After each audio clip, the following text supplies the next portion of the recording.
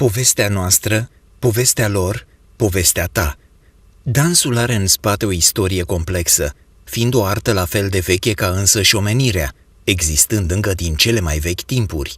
Oamenii primitivi integrau dansul ca o parte a vieții lor, marcând astfel momente importante din etapele existenței lor.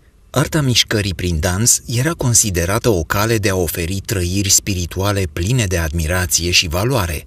Însă odată ce condiția existenței umane se schimbă și dansul urmează alte căi. Astăzi dansul se leagă de conceptele vieții moderne la fel de intens precum erau legați oamenii primitivi de ritualurile lor. Societatea contemporană îngrădește individul, însă dansul aduce eliberare, aduce dansatorul într-o stare de echilibru și îi permite să controleze situații noi printr-o contopire fizică și emoțională.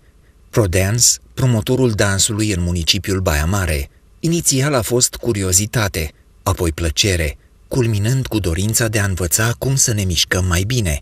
Intrând mai adânc în această lume, am urmărit să devenim tot mai buni, să aplicăm cu succes în viața cotidiană ceea ce am învățat și, prin prestațiile deosebite, am stârnit multă admirație în jur. Așa am ajuns să vrem să facem performanță, ceea ce am și reușit, și urmărim să reușim în continuare. Am făcut astfel o pasiune pentru dans, pe care îl definim a fi un schimb reciproc de trăiri pătrunzătoare între două persoane. Vedem dansul ca pe o artă, acea artă de a ști să comunici cu celălalt în cea mai desăvârșită și pasională potrivire. Plăcerea, frumosul și echilibrul sunt vitale unui individ, însă un rol important în dezvoltarea personalității îl ocupă și educația. Considerăm că trebuie să acordăm atenție tuturor lucrurilor importante care vin în formarea fericirii și împlinirii personale. Prin educație se urmărește formarea unei personalități în concordanță cu cerințele obiective ale societății, dar și ale individului. Ca orice fenomen social, educația are în mod implicit și un caracter istoric. Ea a apărut odată cu societatea, evoluează și se schimbă în funcție de transformările ce se produc în cadrul societății. În trecut, educația se referea doar la o etapă din viața omului, fapt datorat ritmului lent de dezvoltare a societății. Dar chiar și în aceste condiții, marile personalități ale omenirii au insistat pe ideea că educația este necesar să se exercite asupra individului pe tot parcursul vieții sale. Educația permanentă devine o necesitate a societății contemporane, reprezentând un principiu teoretic și practic care încearcă să ordoneze o realitate specifică secolului nostru.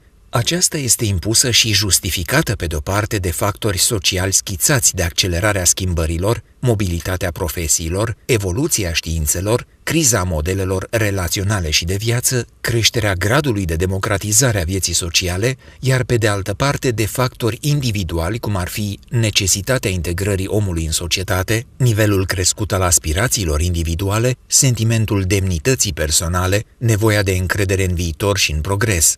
Scopul fundamental al educației permanente este de a menține și de a îmbunătăți calitatea vieții și progresul.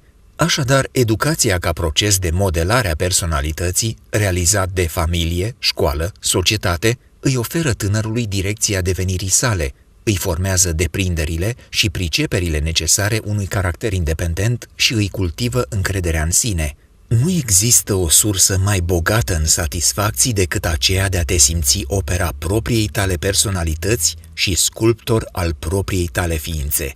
Vasile Pavelcu. Dezvoltarea tinerilor, atracția către cultură și artă, educația, ocuparea forței de muncă, incluziunea socială, antreprenoriatul sunt câteva dintre cele mai neglijate aspecte. Ar trebui definite două clase de obiective. Pe de o parte, asigurarea accesului tinerilor la educație și pe piața muncii, iar pe de altă parte, participarea civică, incluziune socială și solidaritate. Intenționăm să inițiem o metodologie care să stimuleze tinerii la procesul de învățare cu experiențe directe și procese de gândire pentru a crește nivelul de cunoștințe, a dezvolta aptitudini și a edifica valori.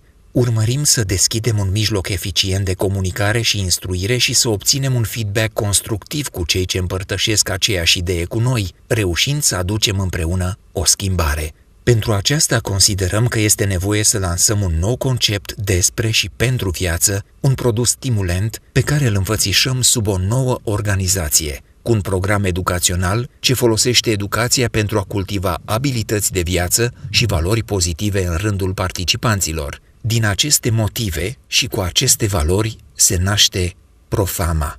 La fel ca trecutul, și viitorul are un farmec aparte. Și pentru că vrem să trăim bucuriile și succesul alături de voi, permiteți-ne să vă introducem în acest nou proiect al nostru, un proiect de viitor pe care îl vrem de durată, care începe acum și prin care dorim să căpătăm voce. Vom forma tineri responsabili pentru a dezvolta simțul de răspundere. Vom pune accent pe preocuparea pentru iubirea aproapelui, pentru a-i învăța să le pese și să acționeze cu grijă față de ceilalți și să contribuie la binele comun.